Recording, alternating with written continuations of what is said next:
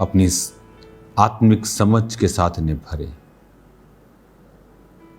तेरा आत्मा अजीब और अचंभे और बड़ी रीति के साथ इनकी जिंदगियों में कार्य करे।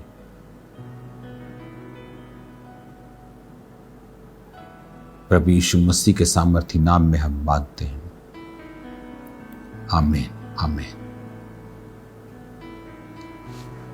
हालेलुया। आज जो वचन आप सुनने जा रहे हैं, इसको बड़े ध्यान से आपने समझना है। बहुत टाइम हम परमेश्वर से आंसर्स मांगते हैं कि प्रभु मुझे इस प्रार्थना का उत्तर दे, या मेरे साथ ऐसा क्यों हो रहा है, या ये घटना मेरे साथ क्यों हो रही है। यिर्मयाह 33 उसकी 3 आयत में लिखा है, मुझसे प्रार्थना कर और मैं तेरी सुनकर तुझे बड़ी बड़ी और कठिन बातें बताऊंगा जिन्हें तू अभी नहीं समझता। अपने हाथों को उठाकर कहो, अपनी सीट को ग्रहण कर लो, अपने हाथों को उठा लो और कहो कि प्रभु आज जो वचन मैं सुन रहा हूं वो मेरी जिंदगी में 100 गुना फलों को लेके आए। अंधकार की शक्तियां इसे चुरा न सके, इन जीसस नेम, आमीन। तो इसमें लिखा है कि बड़ी बड़ी और कठिन बातें जो परमेश्वर कहता है कि मैं तुझे समझाना चाहता हूं, बड़ी बातें, अपने पड़ोसी को बोलो, और कठिन बातें। परमेश्वर ने कहा मैं तुझे बड़ी बातें समझाना चाहता हूं, कठिन बातें समझाना चाहता हूं। अगर हम इसे एम्प्लीफाइड बाइबल में पढ़ते हैं, उसमें लिखा है call to me and I will answer you. कितना सिंपल परमेश्वर है हमारा कि 500 तरीके की लाइनों में पढ़ो फिर मैं तुम्हें मिलूंगा। जैसे आपका जब बच्चा है छोटा घर में, वो कितनी लंबी एप्लीकेशन लिखता है अपने बाप से बात करने के लिए। Nothing, he calls unto you, पापा, डैड, एंड यू आंसर, तुम उसे जवाब देते हो। वैसा ही परमेश्वर है। उसने कहा call to me and I will answer you. कितना सिंपल है। And show you great and mighty things. आपकी स्क्रीन पे आ रहा होगा यिर्मयाह 33 उसकी 3 आयत एम्प्लीफाइड बाइबल की। And show you great and mighty things fenced in and hidden. Fencing होती है ना घर के आसपास, और बड़ी बड़ी फेंसिंग होती, अंदर मालूम ही नहीं घर कैसा है क्या है, फेंस हुआ है आसपास। तो परमेश्वर ने कहा जो फेंसिंग है, फेंस के अंदर जो ट्रुथ है, जो तुम्हारे आंखों के सामने नहीं है। कुछ लोग बिजनेस में घाटा उठाते हैं, उनको मालूम ही नहीं पड़ता, सब कुछ ठीक है लेकिन प्रॉब्लम कहाँ है। तो प्रॉब्लम मालूम पड़ता है कि जो वर्कर्स हैं वो चोरी कर रहे हैं, और वो चोरी बहुत सिस्टमेटिकली तरीके से की जा रही है। Fenced in, and God said call to me, I will answer you, show you hidden and mighty things fenced in and hidden. जो हिडन है, जो फेंस के पीछे है, मैं तुम्हें वो दिखाऊंगा। बट हम क्या करते हैं? हम दुनियावी तरीकों से अपनी प्रॉब्लम्स का सॉल्यूशन ढूंढते हैं। जब नहीं मिलता तो फिर निराश हो जाते हैं। मिस्टेक किसका? परमेश्वर का नहीं, हमारा, क्योंकि उसने लिखा है कॉल अनटू मी, क्राई अनटू मी, मुझे पुकार तो मैं तुझे उत्तर दूंगा। आज की कलीसिया की प्रेयर 1 घंटा भी नहीं है। मिरेकल्स उनको 8 घंटे वाले चाहिए। ऑटिज्म हीलिंग चाहिए, फैमिली में कैंसर हीलिंग चाहिए, और prayer 0, 1 hour, half an hour, मेरी लाइफ में मुझे बड़ा मिरेकल चाहिए था, मैंने रोज घंटों बिताए हैं प्रभु की प्रेजेंस में, विदाउट प्रेयर पॉइंट्स। आगे पढ़ेंगे उसको एम्प्लीफाइड बाइबल से। Which you do not know, do not distinguish and recognise, have knowledge of and understand. कहता ना तो तुम्हें उस चीज का ज्ञान है कि ये हो रहा है, ना तुम पहचानते हो, ना उन्हें अलग थलग कर रहे हो, ना समझ रहे हो। जिन चीजों को आप समझ ही नहीं रहे उनका हल कैसे करेंगे, जिसका ज्ञान ही नहीं है आपको। हमें बाइबल को डीप समझने की जरूरत है। अगर हम इसे इब्रानी भाषा में पढ़ते हैं इस बाइबल को, तो उसमें लिखा है कि show you great and mighty things which you knowest not. तुम्हारी एक्नॉलेजमेंट में नहीं है ये, तुम्हारी समझ में ये नहीं है। और परमेश्वर ने कहा मैं तुम्हें शो करूंगा। नगद NAGAD, बोलने में नागाद, इब्रानी भाषा का 5046वां शब्द। He said to manifest, to announce। कहता मैं तुम्हें दिखाऊंगा, मैनिफेस्ट करूंगा, तेरी जिंदगी में काम करूंगा वो चीजें जो तू ना तो क्या है समझता है, ना ही उन्हें तू रिकॉग्नाइज करता है,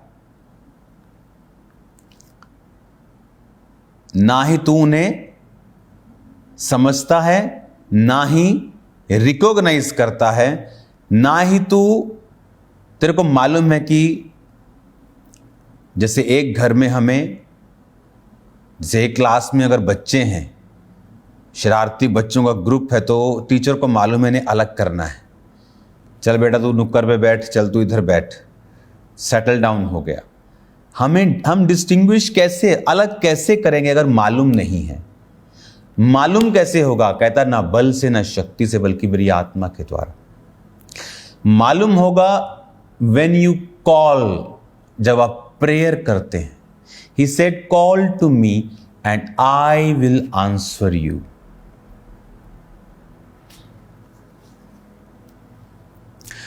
And I will answer you and show you great and mighty things fenced in and hidden। जो फेंस के पीछे है, तेरे को पता तो है, कुछ तो है, but it is hidden, fenced in. Fence के पीछे है, तुम्हें दिख नहीं रहा, पर तुम्हें मालूम है कुछ है, कुछ तो गड़बड़ है, बट क्या? कहता जब तुम प्रार्थना करोगे, which you do not know, do not distinguish and recognise, have knowledge of and understand. कहता ना तो उस बात का तू ज्ञान है तेरे को, ना तू समझता है, ना तू उसे अलग कर रहा है, ना तो पहचान रहा है। इसीलिए समथिंग, कुछ तो पता, कुछ तो है। कहता call to me and I will answer you. जिनकी प्रार्थनाएं स्ट्रांग हैं, बहुत बार वो गलत रिश्तों में जाने से बच जाते हैं, गलत मैरिज में जाने से बच जाते हैं। परमेश्वर ने रोक लेता है, समथिंग हैपेंस, कुछ घटना हो जाती है, परमेश्वर रोक लेता है, मैरिज में नहीं जाने देता उस गलत व्यक्ति के साथ, गलत बिजनेस पार्टनर के साथ कुछ करने वाले हो, समथिंग विल हैपन। एक बार एक व्यक्ति था, हम अभी बहुत नए थे, तो हमें नहीं मालूम था कि ये व्यक्ति सही नहीं है। वो अपने आप को प्रॉफिट बोलता था, और उसने हमें एक दिन कॉल की कि मैं यहाँ पे इंडिया में हूँ, आपको आना है। हमने कहा ठीक है, वी विल कम।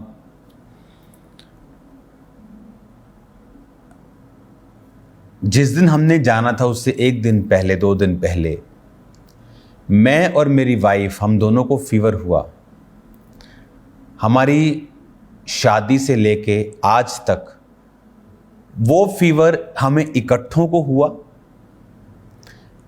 101, 102, कोई पता नहीं, कोई गला नहीं खराब कि गला खराब है जी, एक दिन फीवर रहता है, अगले दिन ठीक हो जाता है। कुछ प्रॉब्लम नहीं, ना उससे उठा जा रहा है ना मुझसे।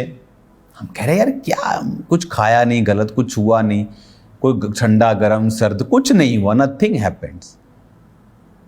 बट ये क्या हो गया? वो आया बंदा इंडिया, हमने कहा, हमने मैसेज किया कि वी आर नॉट वेल, पता नहीं हमें क्या, दोनों को ही हो गया, या मुझे होता है या उसको होता है, लेकिन हमें पता नहीं क्या चक्कर है, बाकी हमारे आसपास सब ठीक है। वो 2 दिन रहा और चला गया। जैसे ही वो गया फीवर खत्म, तब तो हम उसे भूल गए, हमने सोचा जस्ट ए फीवर। पर फ्यूचर में जब हम उस व्यक्ति के बारे में हमें मालूम हुआ कि वो फेक था, करेक्टरलेस था, तो हमें याद आया कि वो the fenced in hidden things which you do not know call to me. क्योंकि हम तो रोज प्रार्थना करने वाले थे, रोज प्रभु से प्रार्थना करते थे। तो कई बार प्रभु ऐसी चीजों से आपको बचाता है। ये नहीं कि हर बार ये प्रभु की ओर हो सकता, कई बार शैतान भी रुकावट डालने की कोशिश करे, लेकिन प्रभु बहुत सारी चीजों के साथ हमें जाहिर करता है कि ये किसकी ओर से था, तो वो परमेश्वर की ओर से था। आज तक हमें ऐसा कभी नहीं हुआ।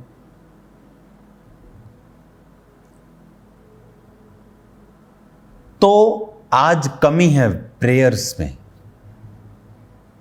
आपको सुबह का वचन सुनना है, सुबह की मीटिंग का।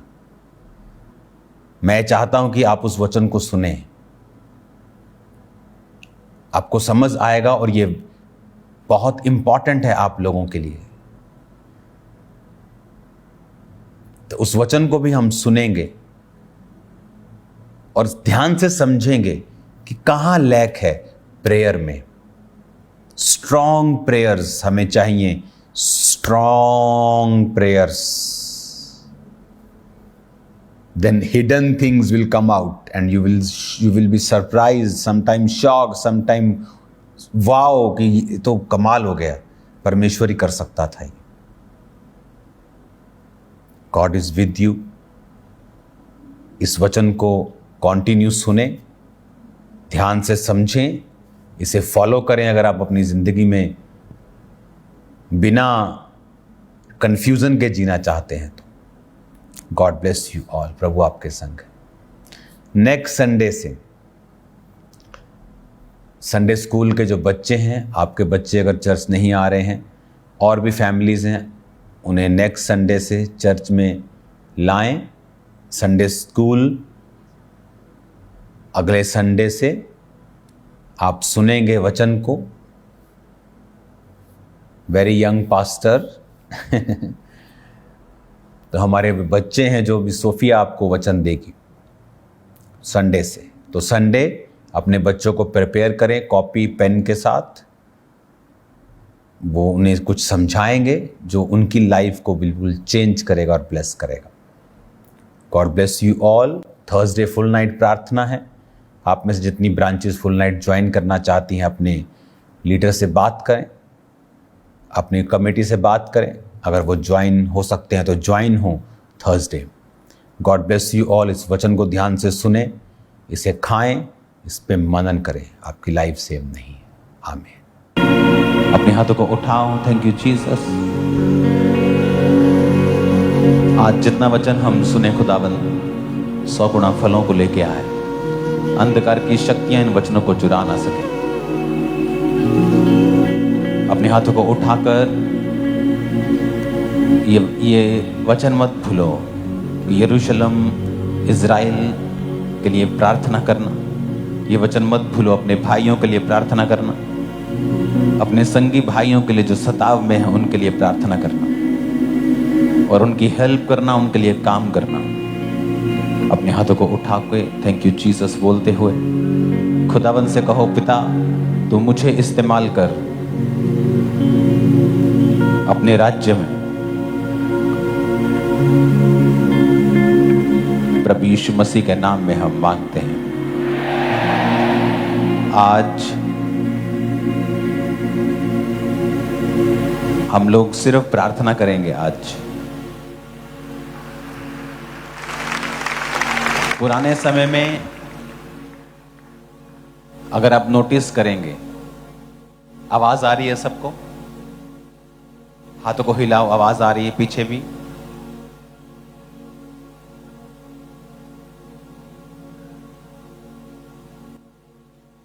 पुरानी कलीसिया के समय में आप नोटिस करेंगे, उनकी जिंदगी में जो मिरेकल्स थे, डिलीवरेंस थी, वो ज्यादा थी। मेरा दूसरा वाला माइक देना। अपने पड़ोसी को बोलो, पुराने समय को ध्यान कर। फिर से बोलो पड़ोसी को, अपने पुराने समय की ओर ध्यान कर। इसको फ्लैट कर दो, गूंज कम कर दो, भारापन कम कर दो। बोलो अपने पड़ोसी को, अपने पुराने समय की ओर ध्यान कर। आमीन। जब हम किसी आदर्श को देखना चाहते हैं, एग्जाम्पल जो हमारे लिए है, तो बेस्ट एग्जाम्पल हमारे लिए जीसस क्राइस्ट की है। हाँ या ना? क्योंकि वचन कहता है कि जीसस क्राइस्ट के जितना हैप्पी, खुश पिता को किसी ने नहीं किया। तो हमारे पास एक एग्जाम्पल है यीशु मसीह की, जिसे हम फॉलो कर सकते हैं। पौलुस कहता है कि मेरी किसी चाल चलो, क्योंकि मैं यीशु किसी चाल चलता हूं। यानी हमारे पास एक एग्जाम्पल है यीशु मसीह की, जिसकी तरह हम चल सकते हैं, उसको कॉपी कर सकते हैं। उसी तरह से कलीसिया के पास कौन सी एग्जाम्पल है कि वो उस कलीसिया की तरह चल सके? वो है प्रेरितों के काम की कलीसिया। प्रेरितों के काम की कलीसिया, प्रेरितों का काम जो बाइबल का अध्याय है, एकमात्र अध्याय ऐसा है जिसकी शुरुआत तो हुई है लेकिन अंत अभी तक नहीं हुआ। उत्पत्ति की पुस्तक का अंत है, निर्गमन की पुस्तक का अंत है, सारी पुस्तकों का अंत है, लेकिन प्रेरितों के काम की पुस्तकों का अंत अभी तक नहीं हुआ, क्योंकि प्रेरितों के काम अभी भी चल रहा है। वो कलीसिया अभी भी चल रही है। वो कलीसिया को परमेश्वर ने हमें दिया कि हम उसको फॉलो कर सकें। अगर आप उस कलीसिया की ओर देखेंगे तो आप नोटिस करेंगे कि वो कलीसिया भीख नहीं मांगती थी डिलीवरेंस के लिए। अगर उनको डिलीवरेंस चाहिए होती थी शैतान से, तो वो तो एक मीटिंग का मसला था, कोई 2-2 साल का मसला नहीं था कि 2 साल हो गए, शैतान अभी तक फ्री नहीं हो रहे, अभी तक डिप्रेशन से आजाद ही नहीं हो रहे, अभी तक। लेकिन ऐसा क्यों था? क्या परमेश्वर बदल गया कि आज अपनी कलीसिया की अगर मैं बात छोड़ दूं तो अगर आप क्रिश्चियन लोगों से मिलेंगे तो अभी भी कंप्लेंट करते आपको मिलेंगे 20-20 साल से कि हमको दुष्ट आत्मा के अटैक होते हैं। ये कलीसिया चेंज कैसे हो गई? वो कलीसिया जो पल भर में छुटकारा मिलता था, वो कलीसिया जो पल भर में लंगड़े हील करके परमेश्वर के कामों में उन्हें लगा देते थे, आज वो कलीसिया कहां है? आज वो काम कहां है? क्या परमेश्वर पीछे हट गया है या परमेश्वर की पावर नहीं काम कर रही है? क्या हो रहा है दुनिया में? आपने टेस्टिमनीज को सुना, थर्सडे टेस्टिमनी को सुना, कोड़ियों के कोड़ खत्म कर दिया आपकी आंखों के सामने। परमेश्वर आपकी आंखों के सामने हुआ, मेरी आंखों के सामने हुआ। मुर्दा अंगों को परमेश्वर चला रहा है, कैंसर के रोगियों को शिफा दे रहा है। पर सब जगह क्यों नहीं? सभी क्रिश्चियंस की लाइफ में क्यों नहीं? अगर आप उस कलीसिया को देखेंगे और आज की कलीसिया को देखेंगे तो आपको एक मेजर डिफरेंस दिखाई देगा, एक आपको फर्क दिखाई देगा। और वो फर्क ये है कि वो कलीसिया जो थी प्रेरितों के काम वाली, उनका पहला मोटिव था परमेश्वर की सेवा करना। पहला मकसद था परमेश्वर जी उठा है, इस बात का सुसमाचार आगे लेके जाना, जो प्रेरित खड़े हैं उनको सपोर्ट करना और प्रार्थना करनी। और बाइबल कहती है वो रोज प्रार्थना करने के लिए इकट्ठा हुआ करते थे।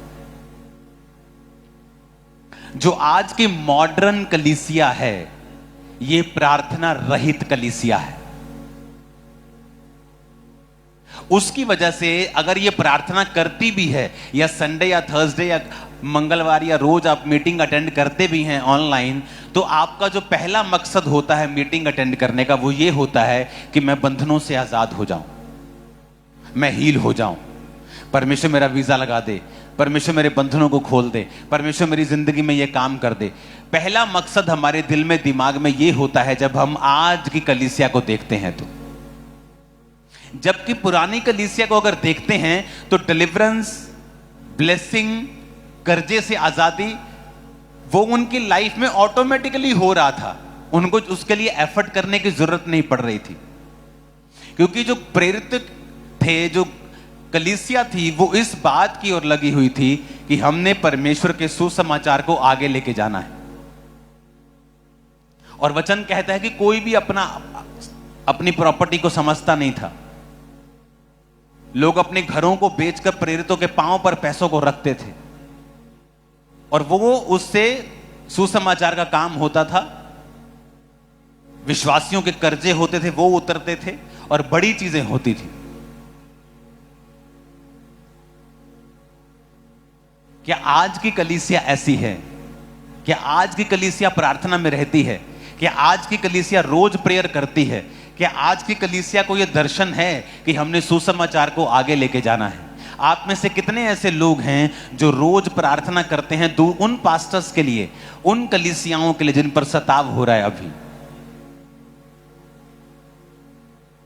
हाथ खड़ा करो। कितने लोग रोज प्रार्थना, दूसरों के लिए प्रार्थना, सताव वाली कलीसिया के लिए? हाथ हिलाना जरा। हाई नंबर है हमारी चर्च में, खुदा का शुक्र है।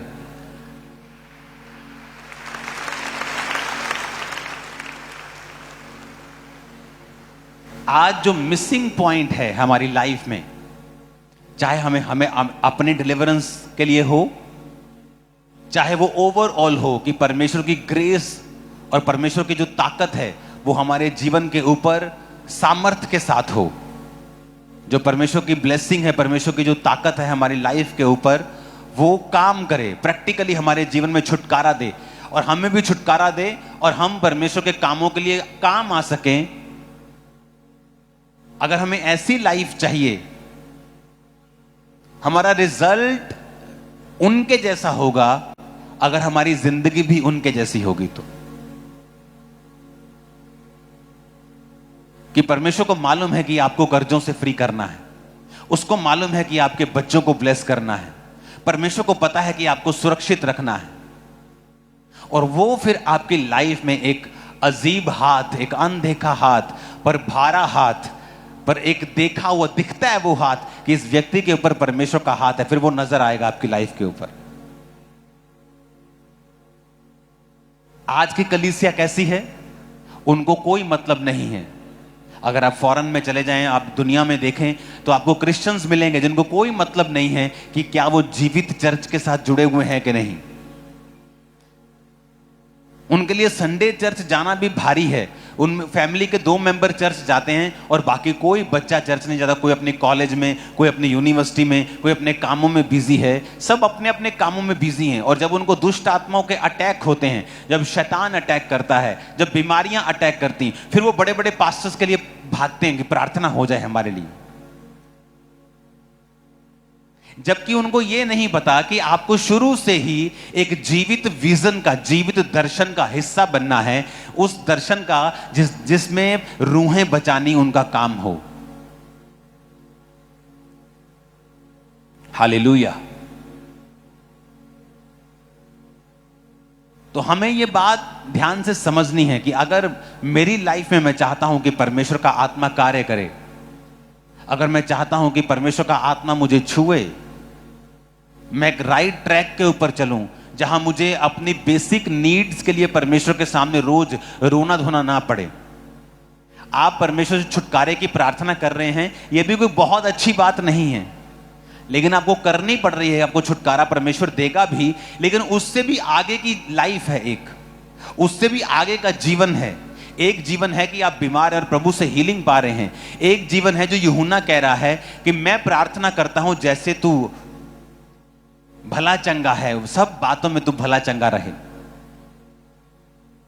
तू जैसे आत्मा में उन्नति कर रहा है, तू शरीर में चंगा रहे। कहता एक बरकत यह है कि तुम चलो ही चंगियाई में, तुम बीमार पड़ो ही नहीं। एक बरकत यह है कि तुमने परमेश्वर से प्रार्थना करके चंगियाई ली। कहता उससे अच्छी चीज है कि तुम इतनी जबरदस्त रीति के साथ प्रभु के साथ चलो कि बीमार पड़ो ही नहीं। तुम भले चंगे रहो, तुम्हारी हर तरफ परमेश्वर की ब्लेसिंग हो। ऐसा जीवन अपनाओ, ऐसी लाइफस्टाइल तुम्हारी होनी चाहिए कि परमेश्वर की एक नेक्स्ट लेवल का लाइफस्टाइल, एक नेक्स्ट लेवल की ब्लेसिंग जो है वो तुम्हारी लाइफ के ऊपर होनी चाहिए। हालेलुया।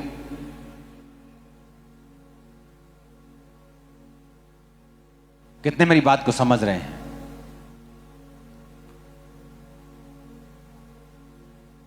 आज से कुछ महीने पहले जब मैंने आपको बताया कि मुझे बहुत कम स्वप्न आते हैं, मुझे ज्यादा स्वप्न नहीं आते, लेकिन जब मुझे स्वप्न आते हैं तो बड़े क्लियर होते हैं, बड़े डीप होते हैं और बिल्कुल प्रभु मुझसे बात करता है स्वप्नों में, बिल्कुल क्लियर।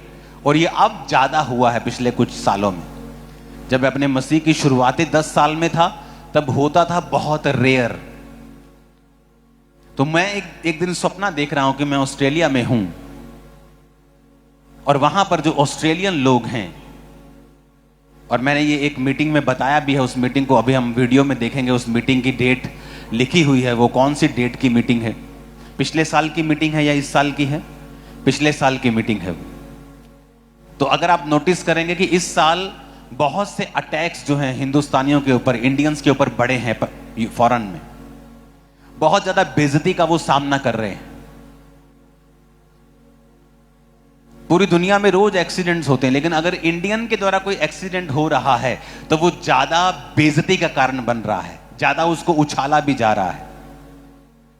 और ये बात मैंने आपको पहले बता दी थी 1 साल पहले कि परमेश्वर ने मुझे एक सपना दिखाया है जिसमें इंडियंस को एम्बैरेसमेंट का सामना करना पड़ रहा है। वो वीडियो रेडी है, वो सेम वर्डिंग के साथ। ओके, उस वीडियो को हम देखेंगे।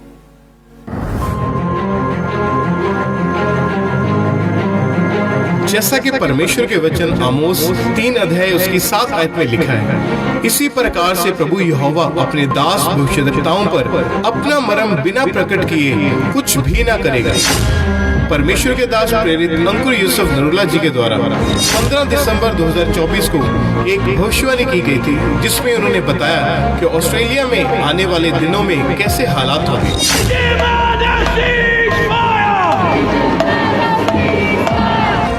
दूसरों ने इन विरोध प्रदर्शनों की निंदा करते हुए उन्हें नस्लवादी बताया है और कई लोगों का कहना है कि प्रवासी खतरे में हो सकते हैं।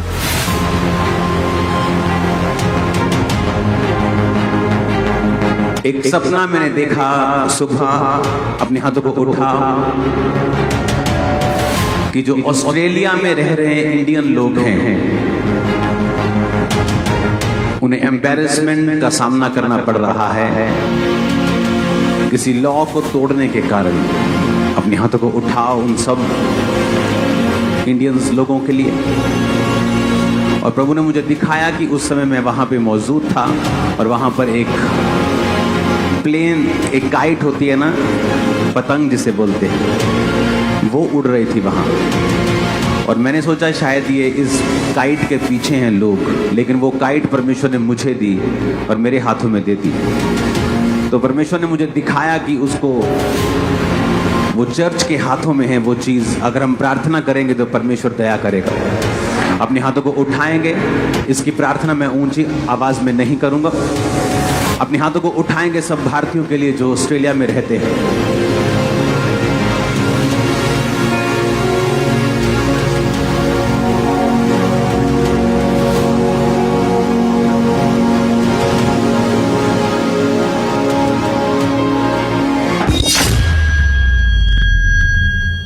Sydney, Melbourne, Brisbane, Perth, Adelaide और कैनबरा में रैलियों को बढ़ावा देने वाले फ्लायर्स और वीडियो एक्स और टिकटॉक जैसे प्लेटफॉर्म पर वायरल हो गई।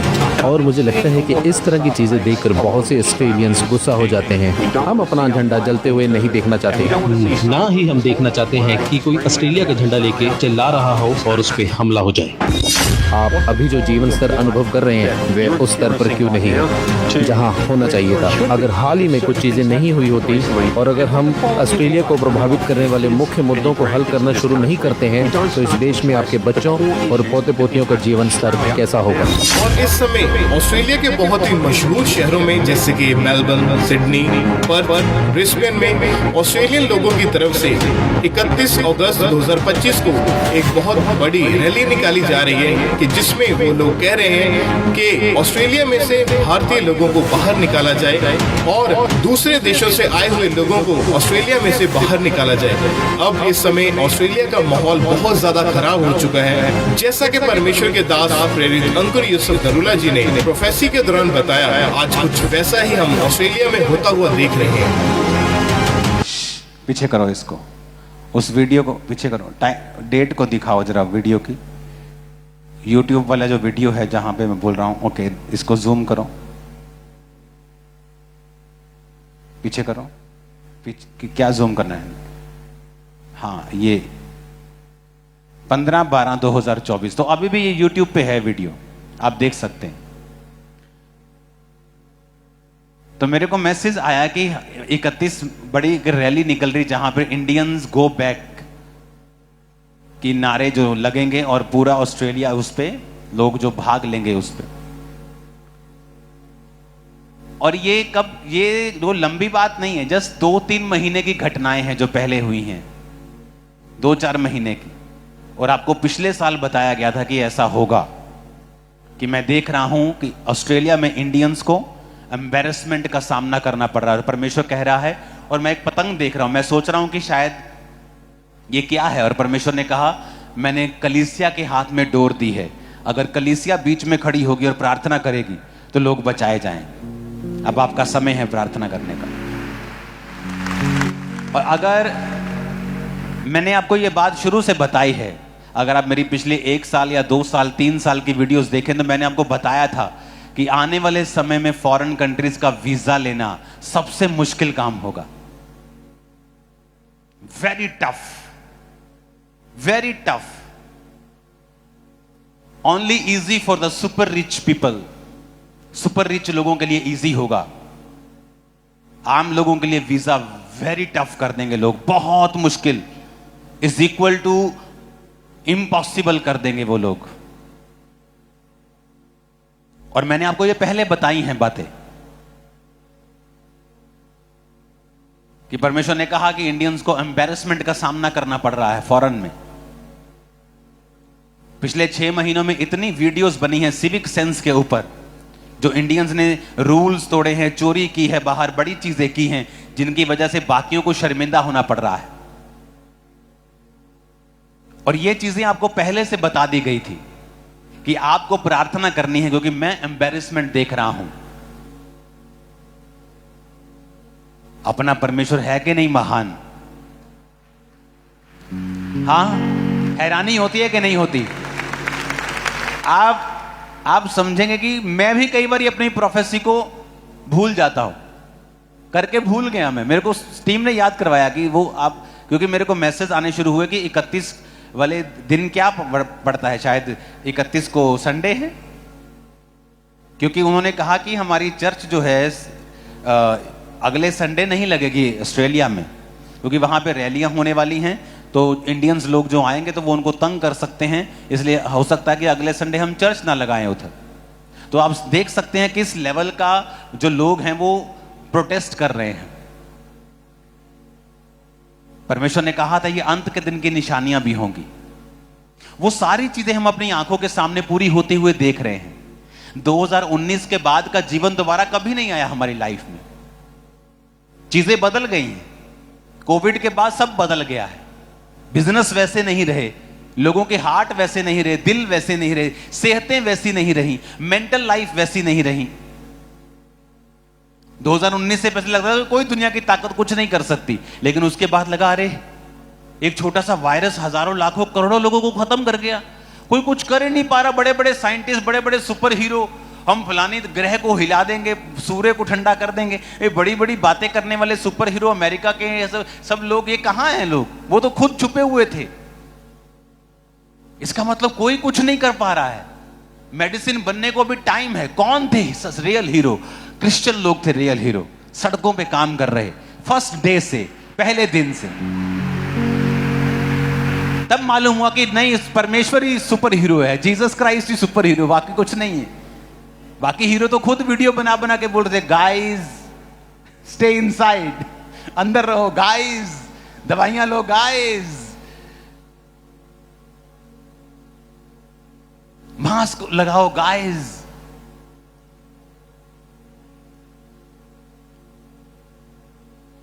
हालेलुया।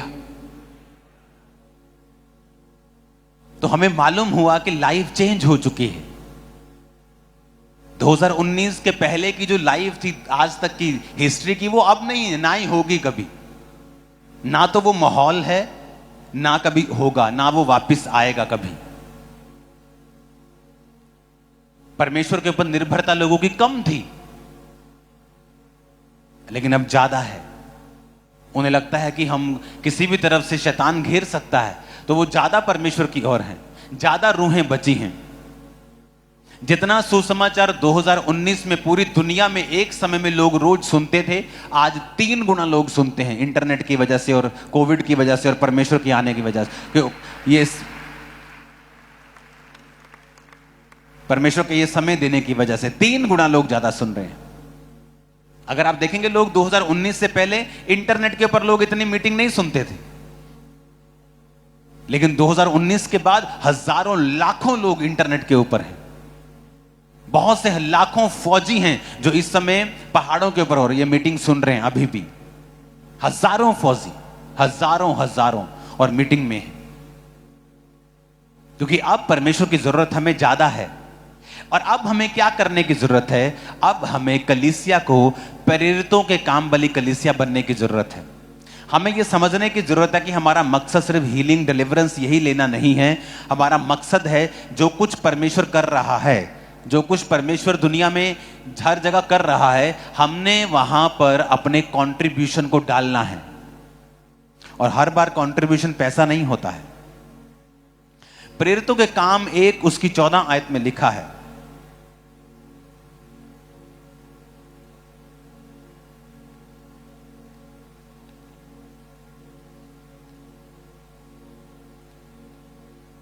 अपनी स्क्रीन के ऊपर हम देखेंगे। ये सब कई स्त्रियों और यीशु की माता मरियम और उसके भाइयों के साथ एक चित्त होकर प्रार्थना में लगे रहे। आप देखो, अब कलीसिया की शुरुआत हो गई है। अब यीशु मसीह चले गए हैं स्वर्ग की ओर, और यीशु मसीह कह के गए हैं कि यरूशलेम को ना छोड़ना, पिता की प्रतिज्ञा की पूरे होने की बाट जोहते रहे, यानी प्रार्थना करते रहना। और अब एक जगह बैठे हैं सब लोग, 500 लोगों से ज्यादा लोगों को परमेश्वर ने कहा था, वो सब लोग एक जगह प्रार्थना कर रहे हैं। और प्रार्थना कर रहे हैं परमेश्वर के माता, कई स्त्रियों और उसके भाइयों के साथ सब कलीसिया मिलके एक जगह होकर वो प्रार्थना करते थे। 500 लोगों से ज्यादा थे, लेकिन धीरे धीरे लोग हटते गए। उन्हें लगा यीशु मसीह चले गए, काम खत्म हो गया, अब आगे क्या करना है? आगे कुछ नहीं था, कोई हीलिंग नहीं हो रही थी, बस एक विटनेस थी। क्या विटनेस थी? हमने यीशु मसीह को मुर्दे जिंदा करते हुए देखा है, हमने यीशु मसीह को वचन देते हुए देखा है, वो परमेश्वर का एक लौता बेटा था, बस यही मालूम था। आगे हमें क्या करना भी कुछ भी मालूम नहीं था, क्योंकि परमेश्वर ने कहा था कि जब तक पवित्र आत्मा तुम पर नहीं आएगा तब तक तुम सामर्थ्य नहीं पाओगे, जब आएगा तो सामर्थ्य पाओगे, फिर तुम गवाह होगे। तो वो क्या कर रहे थे? इंतजार कर रहे थे। 500 में से 450 रह गए, 400 रह गए, 350 रह गए, अपने काम धंधे में चले गए, वेट बोर हो गए, अभी कुछ हो नहीं रहा, अभी 300 रह गया, 250 रह गया, 120 रह गए। 120 लोग प्रार्थना कर रहे थे। लिखा, जब वो प्रार्थना कर रहे थे तो परमेश्वर का आत्मा उन पर उतरा। एम्प्लीफाइड बाइबल में स्क्रीन के ऊपर अब हम देखेंगे, प्रेरितों के काम 1 उसकी 14 आयत। अभी ध्यान से आपको समझना पड़ेगा। अगर ये वचन हमने समझ लिया तो जो ओवरऑल ब्लेसिंग है आपकी लाइफ में, जिसकी आप वेट कर रहे हो कि मेरी शादी हो अच्छी, मेरी लाइफ में ये बरकत आए, मुझे छुटकारा मिले, मैं फ्री हो जाऊं, वो इस वचन के साथ जुड़ी हुई है। कई बार आपको वो आंसर नहीं मिलता जो आप एक्सपेक्ट करते हैं, आंसर अलग सा होता है। जिस तरह जब अलीशा के पास वो नामान कोड़ी गया तो सोचा कि जब मैं बाहर जाऊंगा तो मैं एक देश का डिप्लोमेट हूं, तो अलीशा बाहर आके मेरे सिर पे हाथ रखेगा, लेकिन ऐसा नहीं था। अलीशा ने अंदर से कह दिया जा और यर्दन नदी में डुबकी मार, वो नाराज हो गया वो। क्योंकि कई बार चीजें आपके हिसाब से जब नहीं होती तो इसका मतलब ये नहीं है कि परमेश्वर कर नहीं रहा। आपको यह समझना है कि परमेश्वर का हिसाब क्या है, क्योंकि आप उसके हिसाब से ब्लेस होंगे। तो जब वापिस जा रहा था वो, तो उसके नौकर ने कहा कौन सी मुश्किल चीज तुझे बोल दी है, अगर तुझे कुछ और भी मुश्किल कहता तो तू करता ना, तू करता तो तुझे डुबकी मारनी मार ले, तेरा क्या जाता है। जब डुबकी मार के बाहर आया, 7 डुबकियां मारी, 7वीं डुबकी में लिखा उसकी त्वचा एक बच्चे के समान निर्मल और शुद्ध हो गई थी। आमीन। अब यहां पर कलीसिया क्या कर रही है, वो परमेश्वर की बाट जो रही है कि पवित्र आत्मा वो भेजे, और वो प्रार्थना कर रही है, वो प्रेयर कर रही है। अगर आपको पवित्र आत्मा गाइड करता है, जब भी आप छुटकारा चाहेंगे, चाहे वो पर्सनल छुटकारा हो, फाइनेंशियल, फिजिकल, सेहत का चंगाई चाहिए, बच्चे का छुटकारा चाहिए, नशे से छुटकारा, एनी छुटकारा, एनी डिलीवरेंस, अगर आपकी लाइफ में आपको चाहिए, जो पहला वर्ड पवित्र आत्मा आपको देगा वो बोलेगा प्रे, प्रार्थना कर। फर्स्ट वर्ड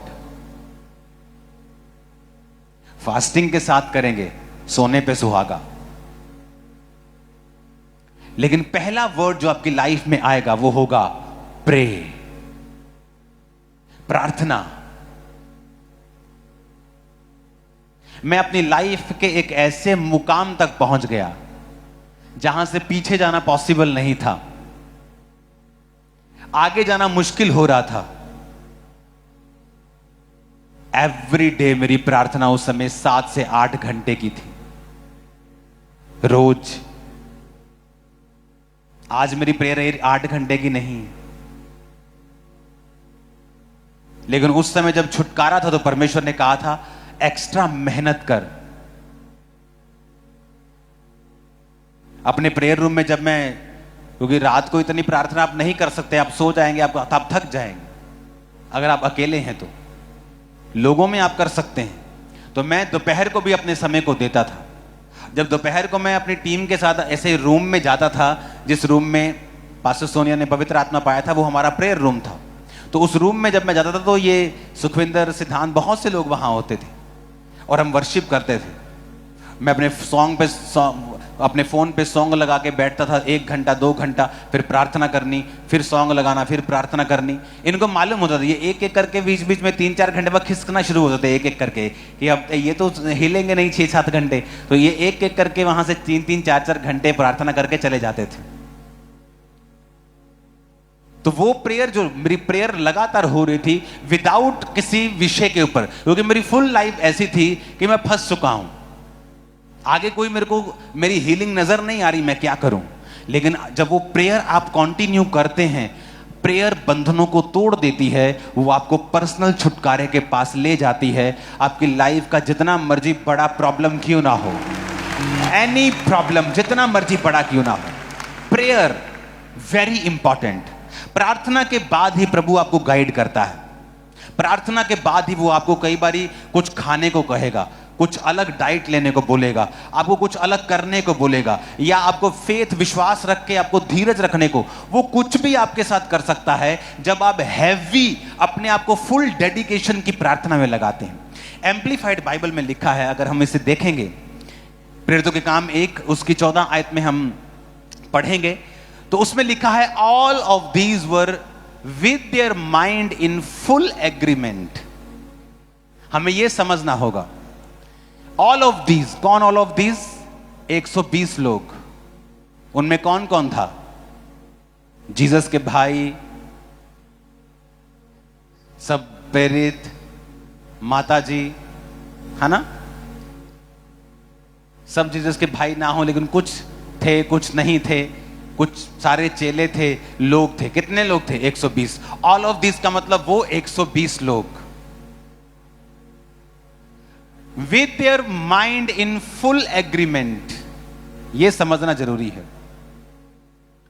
कहता अपने दिमाग में फुल एग्रीमेंट के साथ, पूरा मन बना के।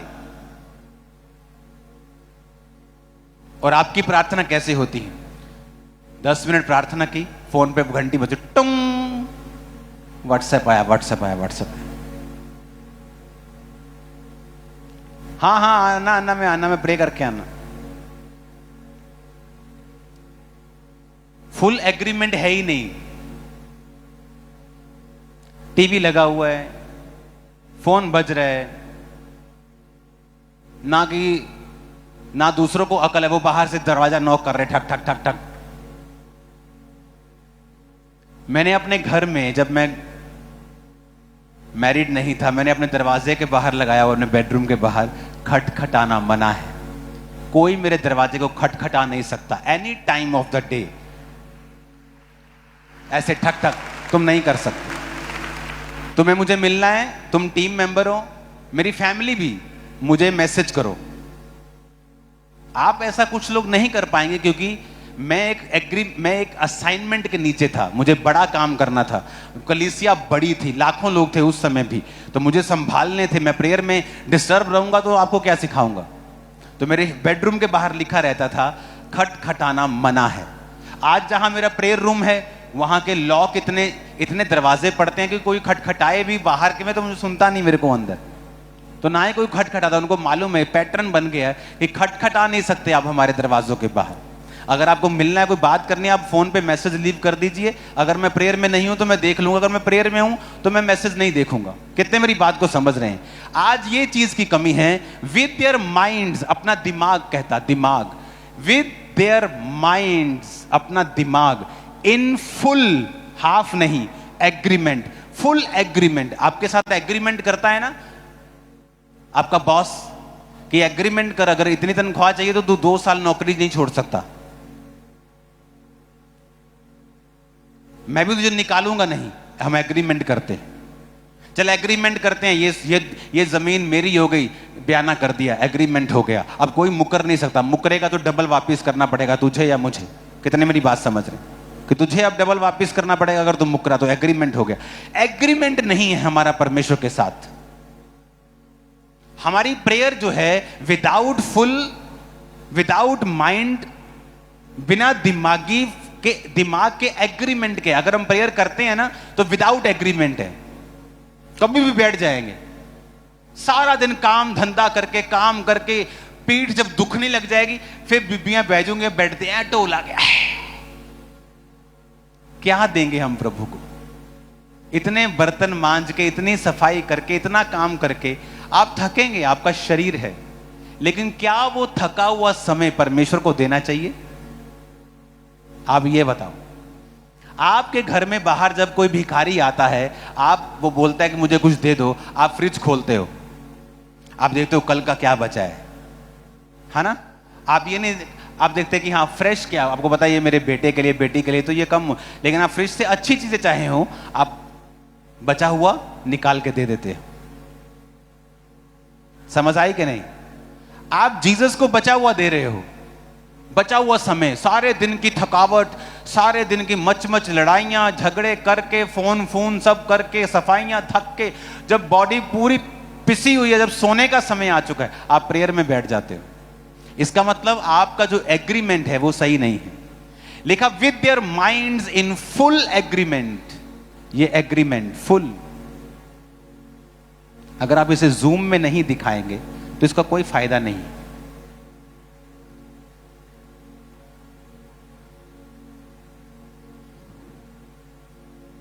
With their minds in full agreement. आगे लिखा है devoted themselves steadfastly to prayer. अपने आप को डिवोटेड किया हुआ है। आप चले जाओगे ना पहाड़ों पे, मॉन्क्स मिलते हैं जो बौद्ध धर्म के, दूसरे डिवोटेड, शादी नहीं करनी, डिवोटेड, एक स्पेशल टाइप का खाना ही खाना है, ये नहीं करना, वो नहीं करना, ये नहीं कर सकते। डिवोटेड देमसेल्व, अपने आप को समर्पण के साथ उन्होंने रखा हुआ है। स्टेडफास्टली टू प्रेयर, किसके लिए? प्रेयर के लिए। अब मैं कलीसिया से पूछना चाहता हूं जो ये कहते हैं कि हमारे जीवन में परमेश्वर काम करे। मेरा घुटना दर्द कर रहा है, मेरी फैमिली में कोई नशा करता है, वो नशा ही करी जा रहा है। 2 साल से 3 साल से माता तंग है तो तंग ही है। क्यों ऐसा हो रहा है? क्योंकि ये लाइन की कमी है कि with their minds in full agreement, पूरे एग्रीमेंट के साथ डिवोट किया है अपने आप को स्टेडफास्टली टू प्रेयर, कि पूरे दिमाग में एग्रीमेंट के साथ पूरी प्रेयर में हमने अपने आप को खोप दिया है, दे दिया है, खुबा दिया है, डुबा दिया है, अपने आप को पूरा परमेश्वर के प्रार्थना में दे दिया है। क्या है ऐसी प्रेयर आपकी? अगर नहीं है तो कर लो, क्योंकि रिजल्ट हम प्रेरितों के काम वाले चाहते हैं और प्रार्थना हमारी बच्चों वाली है। फिर आगे लिखा है वेटिंग टुगेदर, इकट्ठे एक जगह पर वो प्रार्थना कर रहे थे। विद द वुमेन, बहुत सी स्त्रियां, Mary the mother of Jesus, Yeshu Masih की माता, एंड विद हिज ब्रदर्स, उसके भाइयों के साथ। अपने दिमाग में लिखा with their minds in full agreement, top level agreement, कि मुझे इतने घंटे रोज परमेश्वर को देने हैं, कुछ भी हो जाए। एक जिम वाले को भी पता है मैं रोज या इतने घंटे नहीं दूंगा तो मेरी बॉडी शॉडी नहीं बनेगी, फिट में रह सकता हूं। लेकिन एक आत्मिक बंदा जो है वो मूर्खों की तरह बिहेव करता है और बिना किसी डिसिप्लिन के चाहता है कि उसकी जिंदगी में परमेश्वर बड़ा काम करे। वो आपको खाना दे सकता है, पीना दे सकता है, आपकी स्टडी में हेल्प कर सकता है, लेकिन अगर आप बड़े चीजें चाहते हैं तो वो इन चीजों के बिना आपकी लाइफ में नहीं आएंगी। हालेलुया। प्रेरितों के काम 2 उसकी 1 आयत में लिखा है, जब पेंटिकोस्ट का दिन आया तो वो सब एक जगह इकट्ठे थे। क्या कर रहे थे? इकट्ठे प्रार्थना कर रहे थे। फिर से देखेंगे उस वचन को, प्रेरितों के काम 2 उसकी 1 आयत को, कि जब पेंटिकोस्ट का दिन आया तो वो एक जगह क्या थे? अपने पड़ोसी को बोलो, इकट्ठे थे। वहां क्या कर रहे थे? इकट्ठे पार्टी कर रहे थे, वो प्रार्थना कर रहे। उनकी आदत थी ये, उनकी ये आदत थी, उस कलीसिया की आदत थी प्रार्थना करना।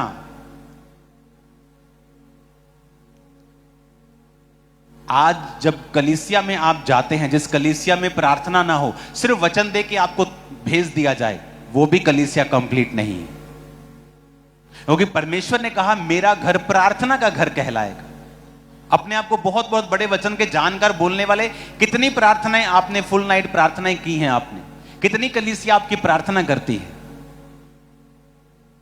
और जब आप वचन सिखाते रहते हैं और प्रैक्टिकली उनकी लाइफ में होता नहीं, एक्चुअल में वो कलीसिया विश्वास में कम होती है। प्रेइंग जो चर्च है वो ज्यादा पावरफुल है, और वचन की रोशनी उन पर देते रहना, वचन उनको सिखाते रहना डीप, ये बहुत इंपॉर्टेंट है। हालेलुया। अब वो एक जगह क्या थे? इकट्ठे।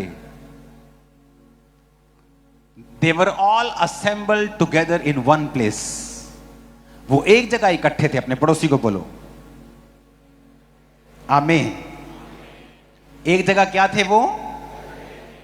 फिर से बोलो अपने पड़ोसी को, एक जगह क्या थे? इकट्ठे थे।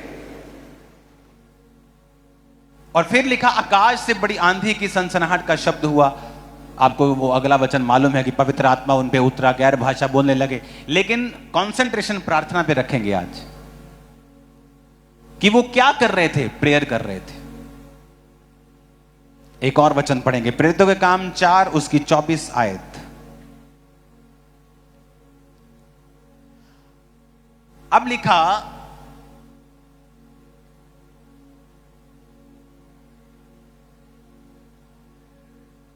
ये सुनकर उन्होंने एक चित्त होकर ऊंचे शब्द से परमेश्वर से कहा, हे स्वामी तू वही है जिसने स्वर्ग, पृथ्वी, समुद्र और जो कुछ उसमें है बनाया।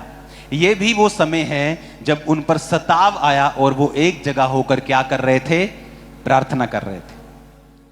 अब लिखा, and when they heard it, जब उन्होंने सुना, दे लिफ्टेड देयर वॉइसेस,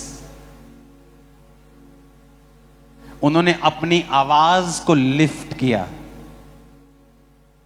ये लगता है कि परमेश्वर सब जानता है, आप किसी बंदे से पूछो ना कि आप, वो क्रिश्चियन बिजनेसमैन है, बहुत हाई, अच्छे पैसे कमाता है, उसको बोलो कि यार सताव हो रहा है वहां, हाँ हाँ वो सरकार आई यार, उसको कुछ नहीं पता उसे प्रेयर करनी है, उसकी जिम्मेवारी है, और एक दिन अचानक उस पर बीमारी का अटैक होता है और वो हील नहीं हो रही, और वो हैरान है, वो क्रिश्चियन है, फिर वो पास्टर के पास जा रहा है, चर्च में जा रहा है, उसे समझ नहीं आ रही, वो हील ही नहीं हो रहा है, क्योंकि उसका जो मकसद था पैसा कमाने का, वो चर्च होनी चाहिए थी, सपोर्ट होनी चाहिए थी, सुसमाचार को फैलाना होना चाहिए था। लिखा लिफ्टेड देयर वॉइसेस, आगे लिखा टुगेदर, इकट्ठे होके, विद वन यूनाइटेड माइंड, सब एक मन होके प्रार्थना कर रहे थे, सब एक मन के साथ प्रेयर कर रहे थे। फिर से अपने पड़ोसी को बोलो प्रार्थना, फिर से बोलो अपने पड़ोसी को प्रार्थना। आप देख रहे वो कलीसिया एक मन, उनका दिमाग भी एक है, उनकी सोच एक है, उस समय कोई आगे नहीं आ रहा मेरे लिए प्रार्थना कर दो इस चीज के लिए, मेरे बच्चे लिए अभी मैं वचन छोड़ के यहां खड़ा हो जाऊं, यहां से अभी लोग निकलने शुरू हो जाएंगे कॉपी पेन लेके और फोटो में लेके, पापा जी हाथ रख दो, हुणे वचन सुनाओ, बाद च पहला हाथ रख दो। जब हम पहला काम प्रभु को रखेंगे, दूसरा अपना रखेंगे, आपका अपना जल्दी हो जाएगा, यकीन करना।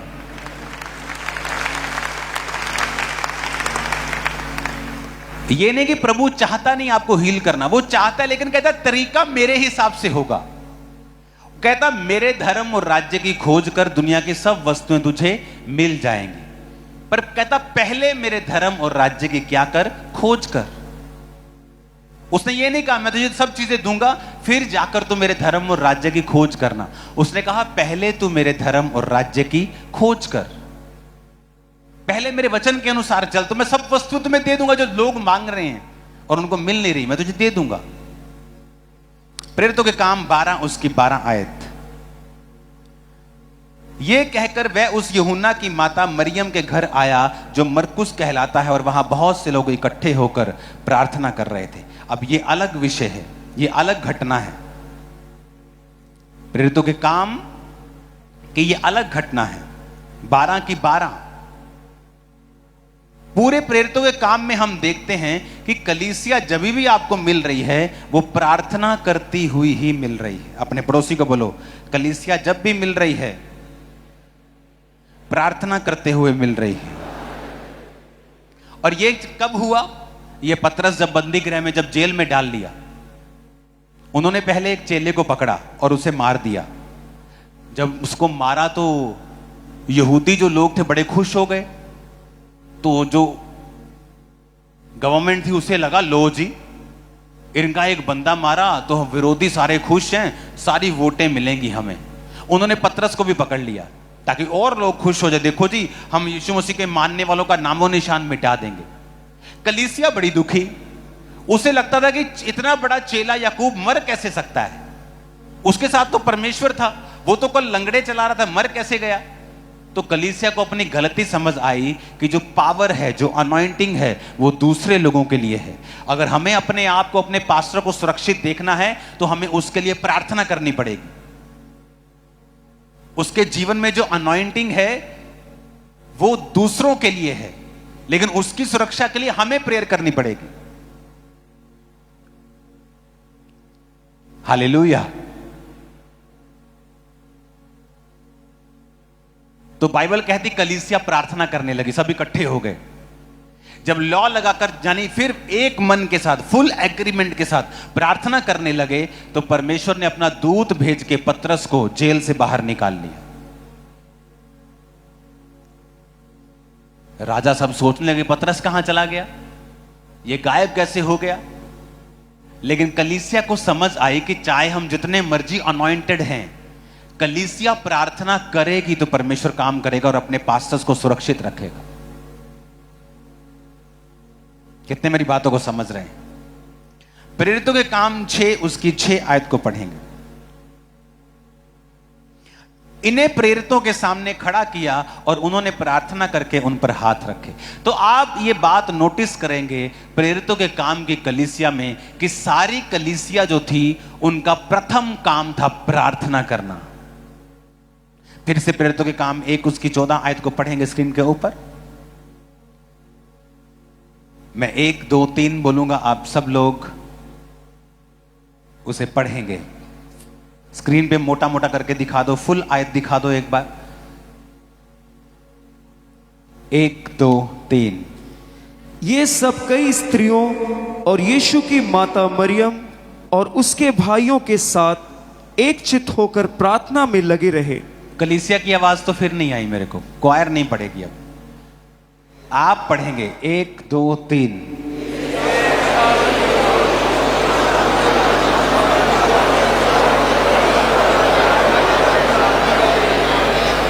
हालेलुया। फिर से पढ़ेंगे, कहता ऑल ऑफ दीज, ये सब with their minds in full agreement. अपने पड़ोसी को बोलो फुल एग्रीमेंट। डिवोटेड देमसेल्फ, अपने आप को पूरा समर्पण करके, डिवोट करके, स्टेडफास्टली टू प्रेयर्स, प्रार्थना के लिए अपने आप को फुली समर्पण के साथ और अपने दिमागों में फुल एग्रीमेंट के साथ वो परमेश्वर के सामने प्रार्थना कर रहे थे। हालेलुया। आप तैयार हैं ऐसी प्रार्थनाएं करने के लिए? अपने घरों में आपकी जो प्रेयर्स होनी चाहिए उसका स्पेशल समय, उसकी स्पेशल डेडिकेशन होनी चाहिए। एवरी डे आपके बच्चे स्पेशल प्रार्थना में होने चाहिए। उस समय कोई टीवी नहीं, कोई मोबाइल नहीं, कोई आना कोई जाना, कोई कुकर, कोई सीटी, कोई खाना पीना, बाथरूम, कुछ नहीं। सब कुछ कर खा पी के बैठो। मेरे बच्चे बैठते हैं रोज, जब से वो छोटे छोटे थे तब से रोज, एवरी डे, कोई मिस नहीं, कोई दिन भी, एवरी डे प्रेयर्स रिजल्ट लेके आएगी। आपकी लाइफ में प्रेयर वेरी इंपॉर्टेंट। आज बहुत सी फैमिली स्टक क्यों है पता है? एक जगह खड़ी क्यों हो गई, अटक क्यों गई? क्योंकि परमेश्वर ने आपको, आदमी को, मर्द को घर का लीडर बनाया है। अगर आप औरत को देखेंगे तो उसको अधीन रहने के लिए बनाया। अब लोग इस पे जो मर्जी बोले जाएं, लेकिन मुझे वही बोलना है जो प्रभु कहता है। अगर जब एक लड़की कुंवारी होती है तो वो अपने बाप के अधीन होती है। अगर आप बाइबल पढ़े तो पौलुस ने लिखा, अगर कोई बाप ये चाहता है कि वो अपनी कुंवारी लड़की को कुंवारा रखे, यानी बाप ये फैसला ले सकता है कि वो अपनी लड़की की शादी करेगा या नहीं करेगा। लड़की नहीं बोल सकती कि इट्स माय लाइफ। जो बाइबल है, आपका जो दिल करता है आप कर सकते हैं, लेकिन जो बाइबल है मुझे समझाना पड़ेगा। शादी के बाद उसके पति का उसके ऊपर अधिकार होता है। उसे पांव की जूती नहीं समझो, क्योंकि वो पैरों से नहीं निकाली गई, वो पसली से निकाली गई है। वो आपके साथ खड़े रहने के लिए, आपका बेस्ट हेल्पर होने के लिए निकाली गई। आप नोटिस करो, दुनिया के बहुत सारे बिलियनियर्स जिन्होंने अपनी दौलत को खोया है, आप नोटिस करेंगे उनकी वाइफ उनके साथ नहीं थी। आप नोटिस करेंगे बड़े बड़े बिजनेसमैन जिनकी वाइफ्स उनके साथ इन्वॉल्व हैं, वो अपने बिजनेस में ज्यादा कामयाब हैं। मर्द वो नहीं रिकॉग्नाइज कर सकता जो औरत कर सकती है। औरत वो लीडिंग नहीं कर सकती जो मर्द कर सकता है। तो शैतान क्या करता है कि वो अलग अलग काम करता है। औरतों को वो इमोशनल पचड़ों में फंसाता है और मर्दों को वो अलग पचड़ों में फंसाता है कि मर्द अगर प्रार्थना नहीं करेंगे तो परमेश्वर की अगुवाई आपको प्राप्त नहीं होगी। आपको मालूम नहीं होगा इस विषय में मैं क्या करूं, अपने फाइनेंस के विषय में कौन सा डिसीजन लूं, मैं कौन सा ऐसा डिसीजन लूं कि आगे बढ़ सकूं, क्योंकि आपकी प्रेयर लाइफ जो है वो जीरो है। एक वर्शिप कर रहा था मैं, बहुत अनॉइंटेड वर्शिप थी। मैंने बहुत बार अर्नेस्ट मॉल के जब सॉन्ग्स को मैं सुनता हूं तो आप देखेंगे ना वीडियो, तो सामने लोग बैठे हैं और मोस्टली बंदे क्या कर रहे हैं मैं आपको दिखाता हूं। एक जना आ जाओ प्लीज। क्या कर रहे हैं? मोस्टली वर्शिप चल रही है, हाँ, वो फुल वर्शिप चल रही, औरतें पूरी ताली के साथ वर्शिप कर रही, और बंदे कैसे बैठे हैं? इतना अनॉइंटेड सॉन्ग चल रहा है। सिद्धांत गाना कोई सॉन्ग जरा ऐसे, दिल से शुक्रगुजार हैं हम, गाना जरा ऐसे ही बिना म्यूजिक। दिल से शुक्रगुजार है हम तेरे। वो इधर उधर देख रहे हैं, वो आप देखना वीडियोस, ताली बजा रहे, ताली कैसे बजा रहे देख रहे, ताली बजा रहे, देख ताली, दिल से शुक्रगुजार। ताली देखो, ताली बजा रहे, ताली भी नहीं बजा रहे बंदे, मर्द लोग। कैसा शैतान ने तुम्हें अंधा कर दिया है, तुम्हें बोंधू कर दिया है, तुम्हें बोंगा कर दिया है, तुम्हारे दिमाग को बांध दिया है, तुम्हें डफर कर दिया है कि तुम्हें वर्शिप करनी नहीं आ रही। और वर्शिप में छुटकारा है, वर्शिप में परमेश्वर बात करता है, वर्शिप में प्रोफेसी देता है, वर्शिप में आपसे काम करता है। और शैतान को दिक्कत तो होगी जब आप लोग खामरा में आते और मर्द लोग सब नाच रहे, डांस कर कर। शैतान को दिक्कत तो होगी क्योंकि उसको पता है कि ये वर्शिप में लग गए हैं सभी। पहले मैंने इन्हें बांधा हुआ था, आपके सामने एक अनॉइंटेड सिंगर गा रहा है और आप कर रहे हैं। तुम कौन सा छत का पेंटर हो तुम कि छत देख रहे हो तुम? और औरतें वर्शिप कर रही हैं और बंदे बैठे हैं और ऐसे देख रहे हैं, ऐसा महसूस हो रहा है कि ये लोग यीशु मसीह को जानते हैं। जब पूछो आप कौन हैं, मेरा जो दादाजी हैं आरसी बिशप थे, मेरे जो पापा हैं वो पास्टर थे, हैं? और तुम्हें वर्शिप करनी नहीं आती, तुम्हें बैठना तक नहीं आता, परमेश्वर की प्रेजेंस में बैठना कैसे, आंखें बंद कर तक नहीं करनी आती तुम लोगों को। वो कोई परफॉर्मेंस थोड़ी चल रही है कि सिंगर अपनी परफॉर्मेंस दे रहा है। और शैतान ने अंधा कर दिया, बिल्कुल आउट कर दिया आत्मा की चीजों से। और इसीलिए शैतान जब अटैक करता है, उस अटैक से लोग आजाद नहीं होते। छुटकारा लेने में प्रॉब्लम है, हीलिंग में प्रॉब्लम है। वही हो रहा है जो आम लोगों के घरों में हो रहा है, उन्हीं के बच्चों के साथ भी वही हो रहा है जो अन्य जातियों के बच्चों के साथ हो रहा है। कोविड उनको भी इफेक्ट कर रहा है, बीमारियां उनको भी इफेक्ट कर रही। क्यों? क्योंकि आपका लाइफस्टाइल वही है उन लोगों के जैसा। आप नाम के क्रिश्चियन हैं, काम के नहीं।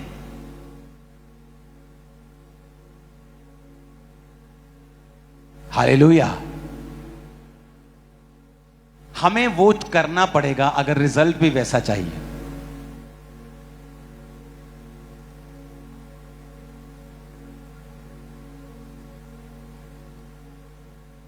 आज के बाद जब आप प्रार्थनाओं में बैठे, पहले दूसरों के लिए प्रार्थनाएं करें। सुबह की प्रार्थना पर्सनल करें। पर्सनल प्रार्थना में अपनी प्रार्थना करें, अपने परिवार की, अपने फाइनेंस की प्रार्थना करें। 1 घंटा अपने लिए पर्सनल निकालें। और उसके बाद जब आप प्रार्थना करें 2 घंटे 2.5 घंटे, उसके बाद लोगों के लिए प्रार्थना करें, मेरे लिए प्रार्थना करें, कलीसियाओं के लिए प्रार्थना करें, दूसरी स्टेट्स के लिए प्रार्थना करें। जब परमेश्वर में पहले ही बता रहा है कि ऑस्ट्रेलिया में ऐसा होगा, फ्यूचर में ऐसा होगा, मैं आपको बता रहा हूं फ्यूचर वेरी डार्क, बहुत मुश्किल होने वाली लोगों को। और क्रिश्चियंस लोग ऐसे चमक के साथ आएंगे, आंखें धुंधली पड़ जाएंगे लोगों को, और वो एकदम से ऊपर आएंगे। एकदम से लगेगा कि इनके पास पावर है, इनके पास सामर्थ है, इनके पास परमेश्वर का ग्रेस है। मैं आपको शुरू से बता रहा हूं, वो चीजें होनी शुरू हो गई हैं अब, और फ्यूचर में ये और डीप होंगी, और गहरी होंगी, बड़ी होंगी, बहुत बड़ी होंगी। हालेलुया। फिर से पढ़ेंगे उनको, all of these with their minds in full agreement. बोलो full agreement. Devoted themselves steadfastly to prayer. Amen. Thursday भी फुल नाइट प्रेयर होगी यहां पे, तो आप थर्सडे भी आ सकते हैं। फुल नाइट प्रेयर, तैयार हो फुल नाइट प्रेयर के लिए? फुल नाइट प्रेयर करेंगे, अच्छी तरह से धोएंगे सारी चीजों को। आमीन। जीसस क्राइस्ट ने हर रोज फुल नाइट प्रार्थना नहीं की। जो लोग फुल नाइट बोलते हैं, मैं रोज रात को 6 घंटे प्रार्थना करता हूं, उसने आपको शरीर दिया है, उसकी टेक केयर करने की जिम्मेवारी भी आपको दी है। यीशु मसीह ने 24 घंटे रोजे नहीं रखे।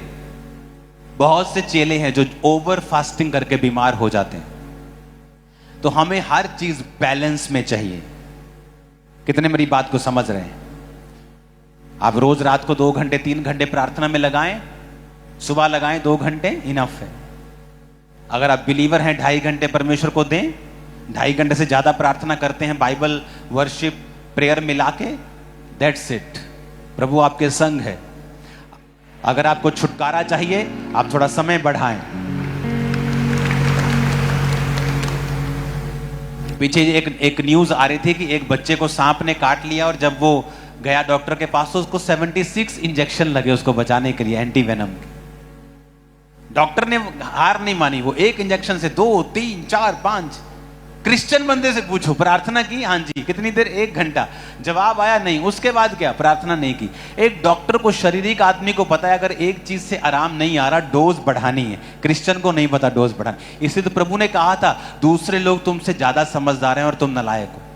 उसने कहा है बाइबल में, कहता ज्योति के लोग जो हैं अंधेरे के लोगों से कम चतुर, कम चालाक, कम बुद्धिमान है।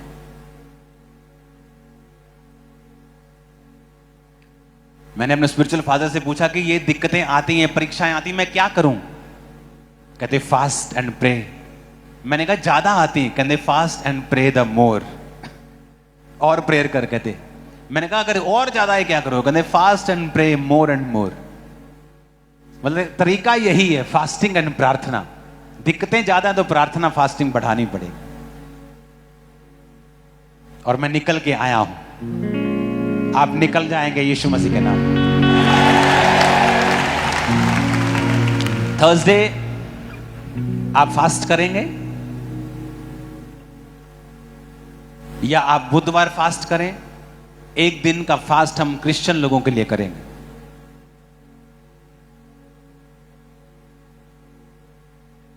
तो वो आप एक दिन पहले फास्ट कर लें और थर्सडे आप शाम को जब आएंगे तो प्रार्थना हमारी 8 बजे मीटिंग स्टार्ट होगी। इस थर्सडे फुल नाइट प्रेयर होगी। प्रार्थना खत्म होने के बाद आपको अच्छी सी चाय पिलाऊंगा मैं। हालेलुया। तो रेडी रहो, अपने प्रेयर पॉइंट्स को लिख के लेके आओ। आपको क्या चाहिए? पर्सनल प्रेयर पॉइंट्स लिख के लेके आओ।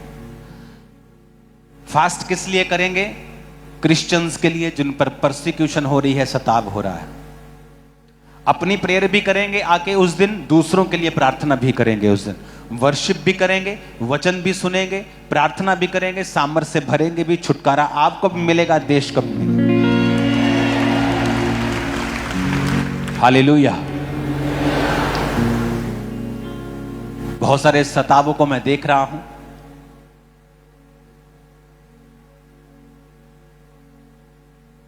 एक सताव मैंने देखा, एक पास्टर की चर्च को डिस्ट्रॉय किया गया कि ये ऐसी बनी है, वैसी बनी है। उसने कहा सब घर ही ऐसे बने हैं, तो मेरी बिल्डिंग भी ऐसी बनी तो क्या प्रॉब्लम है? लेकिन उसको डिस्ट्रॉय किया गया। उसका नंबर मैंने मंगवाया, मैंने कहा मैं तेरी चर्च को बना के दूंगा दोबारा से, फिर कोई प्रॉब्लम नहीं। तो मेरी ये प्रार्थना है आप लोगों से, दूसरों के विषय में ज्यादा सोचने का समय है। हम प्रेयर करेंगे दूसरों के लिए, प्रभु आपको भी सुरक्षित रखेगा और आप देखेंगे आपकी लाइफ के मसले जल्दी हल हो रहे हैं। Fast pace. सब जन खड़े हो जाओ, अपने हाथों को उठाओ।